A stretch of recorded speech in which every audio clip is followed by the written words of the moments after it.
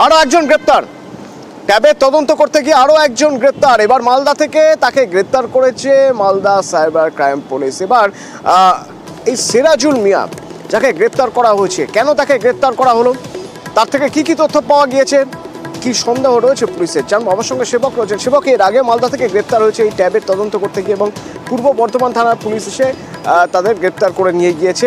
এক্ষেত্রে মালদা পুলিশই গ্রেপ্তার করছে, অর্থাৎ মালদাতে বসেই মানে মালদার কোনো ক্রাইমের ঘটনাতেই কি তাকে গ্রেপ্তার করা হলো? প্রথম আমরা দেখলাম মালদা যোগে, মানে মালদায় যে অভিযোগ হয়েছিল তার ভিত্তিতে প্রথম গ্রেপ্তার সিরাজুল মিয়া। মালদা সাইবার ক্রাইম পুলিশ কিছুক্ষণ আগেই এই সিরাজুলকে গ্রেপ্তার করেছে।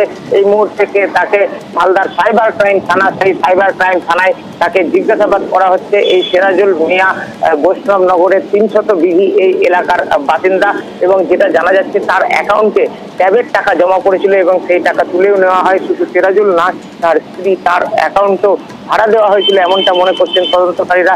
এই সিরাজুল এবং তার স্ত্রী এই অ্যাকাউন্ট থেকে টাকা জমা পড়েছে এবং টাকা তুলেও নেওয়া হয়েছে।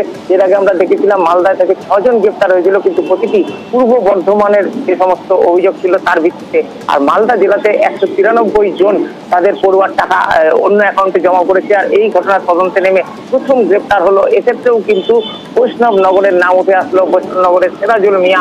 এই সিরাজুল মিয়ার গ্রেপ্তার, এটাকে কিন্তু অত্যন্ত উল্লেখযোগ্য সাফল্য। ধন্যবাদ।